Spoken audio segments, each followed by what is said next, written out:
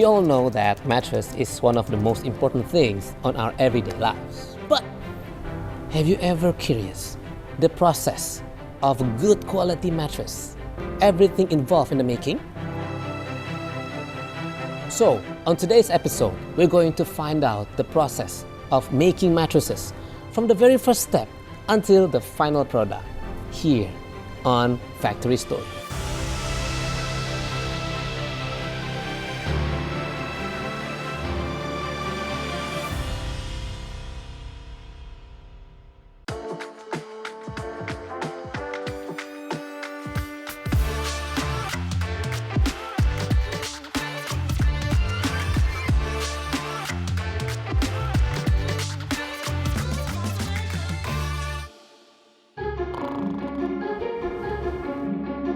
Mattresses are very important in our daily lives. We spend almost 1/3 of our whole life to sleep.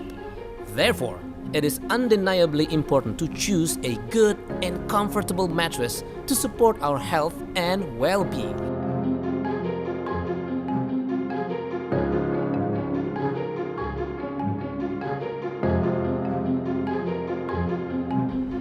After hours of Googling and endless scrolling, I have found one of the largest foam factory, not just in Indonesia, but in the world. This is the one. All right, let's find out. Let's go.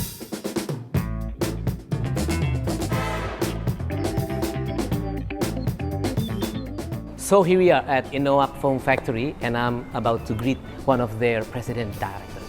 So, come on. Halo Pak, selamat pagi. Ya, selamat pagi. Ohayou gozaimasu. Wih, itu dia yang ditunggu. Karena ini perusahaan Jepang, Pak ya. Iya. Saya taunya Rosemasu. Iya. Tarikimasu. Sering ke restoran Jepang soalnya. Oke, Pak. Saya kesini mau cari tahu lebih dalam mengenai Innoak. Oke, baik. Kita belajar tentang Innoak. Kita ke sana? Ya, mari. Oke, Pak. Lead the way. Let's go.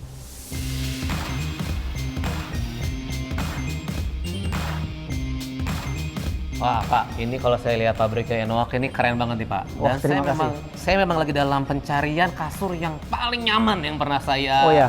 mau miliki nih. Oh ya. Tapi saya pengen tahu dulu dong, Oh, cerita mengenai Innoak ini. Jadi awalnya itu paling mula 1926. Wow, Awalnya namanya Inoue Rubber Corporation. Ini yang membuat ban. oh, saya taunya soalnya kasur, tapi ternyata awalnya dari ban. Awalnya dari ban. Oh, Itu sekarang berkembang menjadi IRC tire. oh gitu. Ya, jadi awalnya ban sepeda dan ban motor.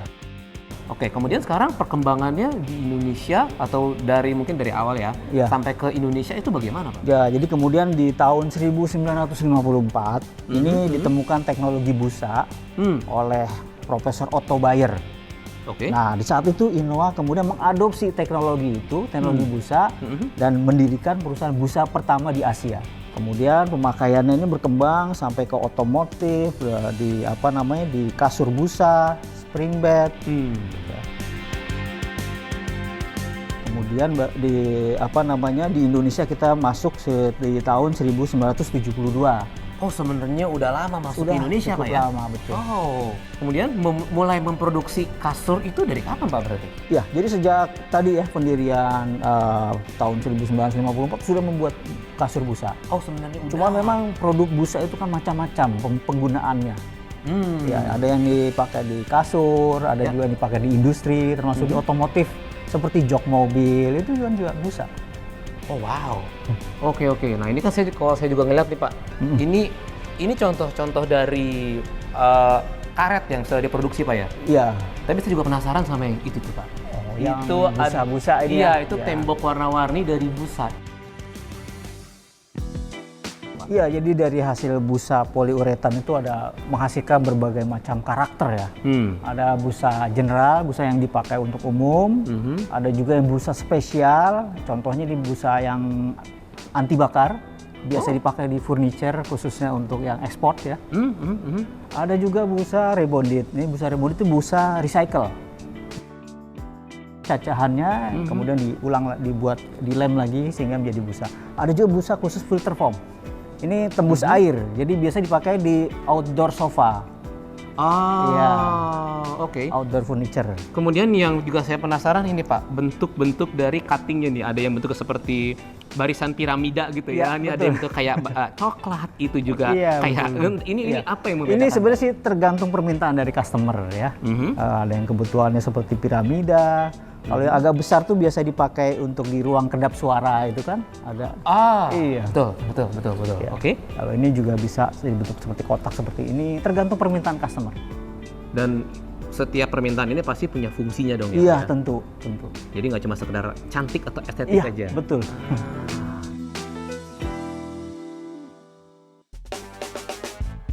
Ya, jadi ini contoh aplikasinya ya yang biasa dipakai seperti di ini ya di dalam helmet ini ada busanya juga.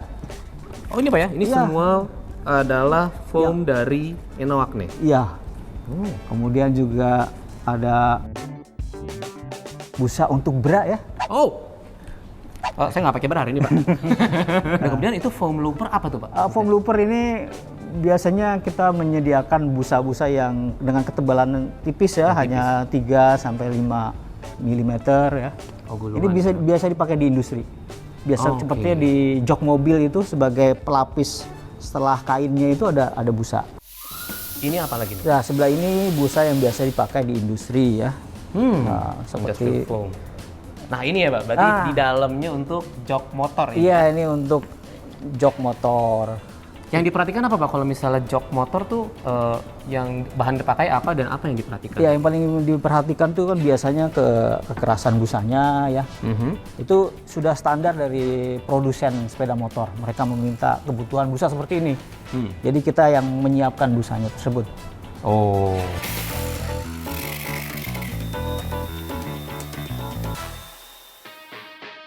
Well, I'm amazed how Innowak has developed themselves from a rubber maker into a foam maker and produce such great things like this one, motorcycle seat. But the reason I'm here is to find out the making of foam into mattress, from the raw materials until the final product.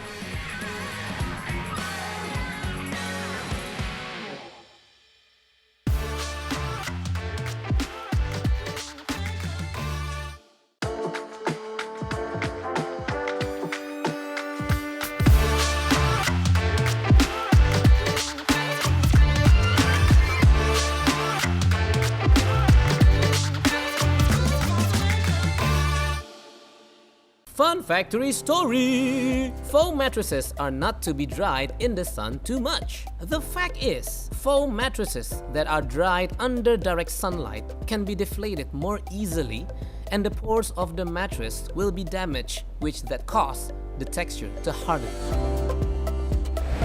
See, this tamu means guest. So this is the gas cap and you have to wear inside the factory because all the workers, they have to know whether you're a worker or you are a guest. So right now, I'm with Pak Iwan, the factory manager of Innowak. So we're going to interview him. Halo Pak, Halo. kabar baik Pak Iwan? Alhamdulillah baik. Oke Pak, ini kita kan dari dalam pabrik dari Innowak ini Pak. Ini adalah langkah pertama untuk pembuatan busa atau kasur Betul, ya Pak ya? betul. Kita sebutnya busa kali ya? Busa. Nah, di sini pertama mulainya. Materi yang digunakan apa Pak materialnya? Cairan. Cairan? Jangan kaget. Cairan ya. Karena dari cairan itu akan terus berkembang menjadi sebuah foam. Kalau gampangnya seperti bikin bolu.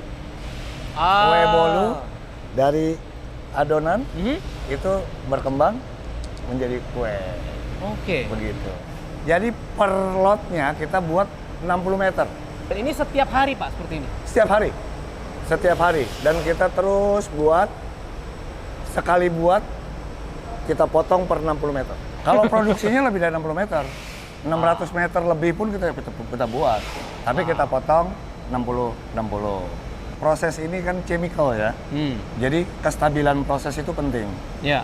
Gitu. Karena ini penyebabnya banyak termasuk udara sekitar dan sebagainya itu pengaruh. Jadi dengan kita buat Mas Pro, dengan 600 meter, 900 meter kita buat, di situ kualitas kita bisa kita jaga.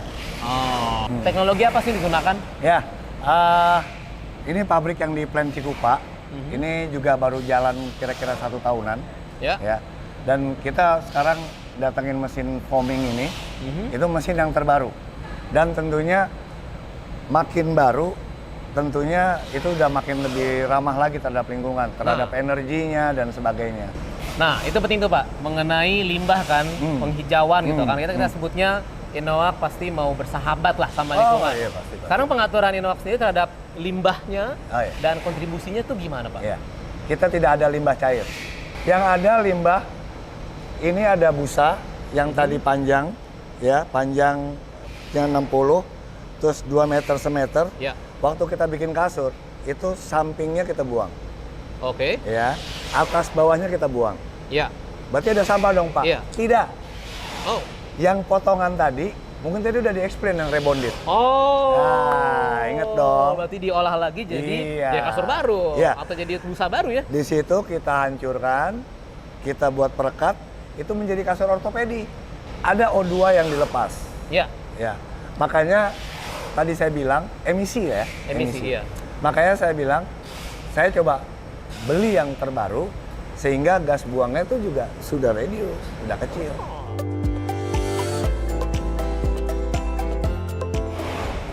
How exciting.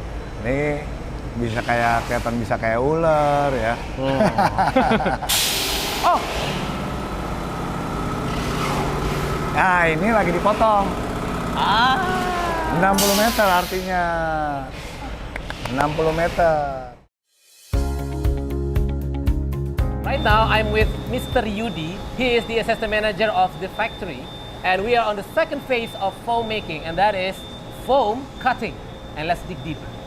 Pak Yudi, mau nanya dong soal pemotongan ini. Ini kan tadi disebutnya adalah pemotongan busanya. Betul. Sini kita potong sesuai dengan size yang customer minta. Ada yang ukuran matras, ada yang ukuran untuk sofa, dan sebagainya.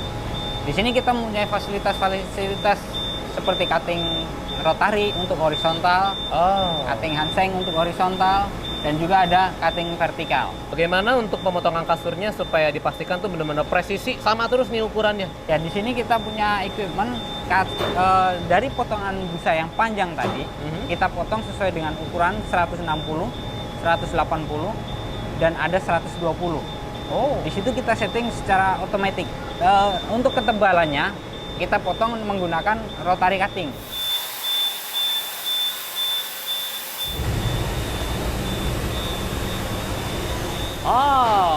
So we are right now at one of their cutting section, and this one is vertical cutting foam section.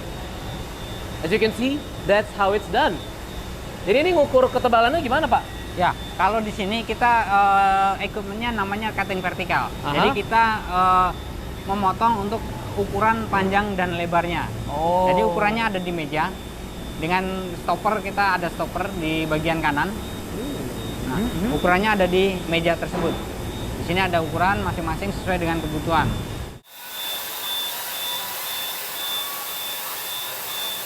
Nah, Pak, yang ini mirip kayak yang tadi nih, tapi bedanya apa ya? Ya, ini memang ini jenisnya sama, mesinnya, mesin vertikal. Tapi ini kelebihannya dia bisa potongan yang diagonal. Jadi ini mesin taper namanya. Mesinnya namanya taper? Betul, kalau yang tadi hanya potong vertikal saja. Tapi di sini hasilnya bisa potong yang cutting yang diagonal.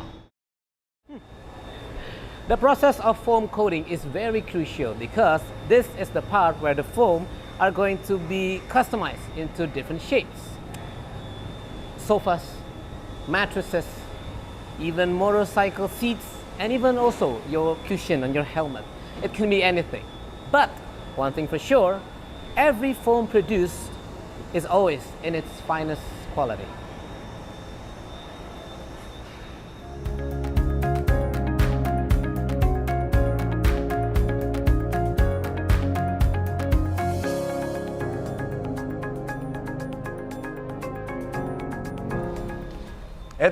Tunggu.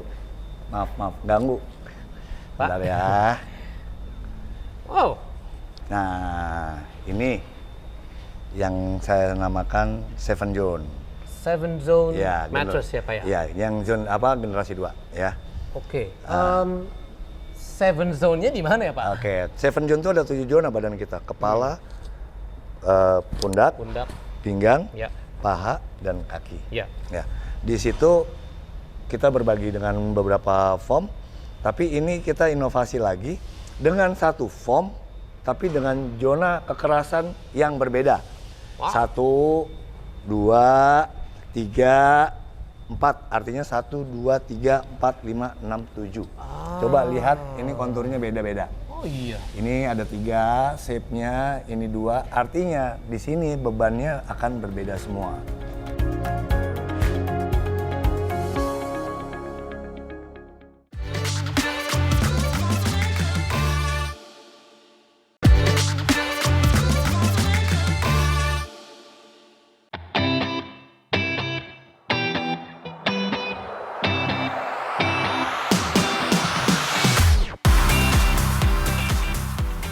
Tadi profil ini udah kita bicara untuk 7 zone untuk ke badan. Terus ada image juga kasur itu panas. Ya. Jadi profil tadi juga kalau kita lihat itu artinya ada angin yang masuk lewat sela-sela profil-profil tadi kan. Iya. Kita tambahkan lagi inovasinya. Coba pegang Ninfo. Ini terasa feel-nya dingin. Oh iya. Ya. Benar juga ya? Iya, ditambah tadi ada angin yang lewat di sini, kena ke cover ini, itu ya membuat feel-nya lebih cool. Jadi membuat orang kalau tidur di sini nggak merasakan panas ya. Berarti itu breaking the myth ya Pak ya? Yes. Wow.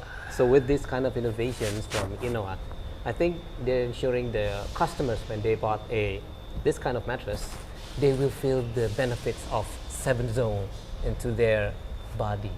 So they can have a better quality of sleep, but in the same time, they're innovating so they can adapt in the upcoming market for years to come. Barang yang sebesar ini nanti akan kita kompres. Oh, Kita kompres, kita masukkan ke dalam box sehingga kalau lagi pergi ke mall itu bisa bawa pulang langsung, bisa masuk bagasi, bawa pulang. wow. Now this makes me interested. Ya, tadi kan udah di cover, terus udah di packing plastik. Nah, sekarang kita masuk ke area kompres. Oh. Artinya nanti untuk bisa masuk ke box, dia akan ditipiskan dan di roll. Oke. Nanti sambil kita lihat di ujung sana seperti apa hasilnya. Oke. Nah, tuh lihat hasilnya seperti itu. Wah. Nah, yuk sini yuk lihat. Nah, Jadi sekecil ini Pak. dari yang tadi ya. Wow. Dari yang tadi ya. Tadi itu kasur 120. Kalau lihat ini 160 tuh. 160, 180, Queen, King, sama boxnya. Wow. Tadi- Jadi satu kotak untuk semua nih. Iya. Jadi sama, besarnya akan seperti ini. Nah ini setelah dibuka akan otomatis ngembang Pak. Atau nunggu berapa lama? Nunggu berapa lama? 15 menit udah kembang. Udah full ngembang. Ya. So these are the compression technologies that can make from 120 centimeters of full mattress into this small sizes. So, you know what is also thinking about how the customers can take this home, even with your any kind of cars, without having to have someone else to send it to your house. And look at it, it's so easy. Voila, done. So as mentioned before, I'm going to try the latest technology of 7 zone mattress.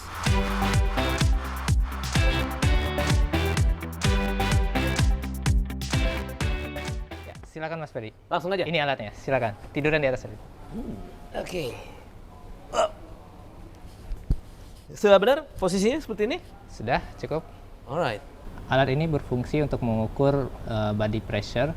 Jadi sebenarnya matras yang bagus itu matras yang ketika diberi beban tubuh dia bisa menopang dengan baik. Ya seperti kita lihat di sini ada parameter untuk tingkat body pressure-nya, tingkat tekanan tubuh terhadap permukaan matrasnya.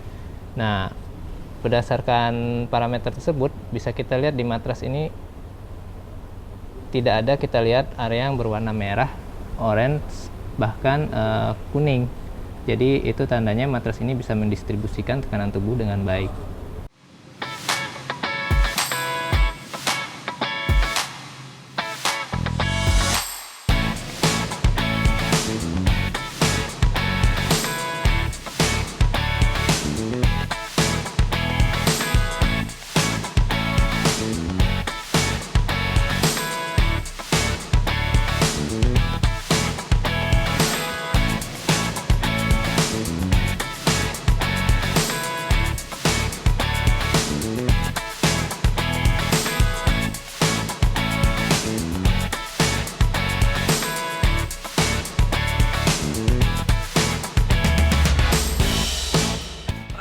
Well, overall, the process of making mattress is very important that you have to have this 4 checklists: the quality, the durability, the comfortness, and the safety. Because you have to have a guarantee that every customer is going to have the same quality standard expected to comfort their quality and good sleep at night.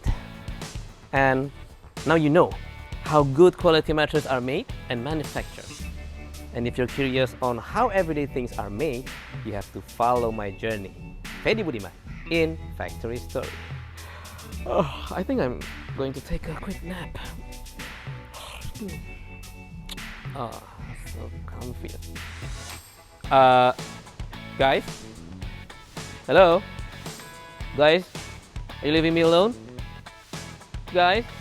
Hey! No joking lah. Why you leave me alone lah? Hey!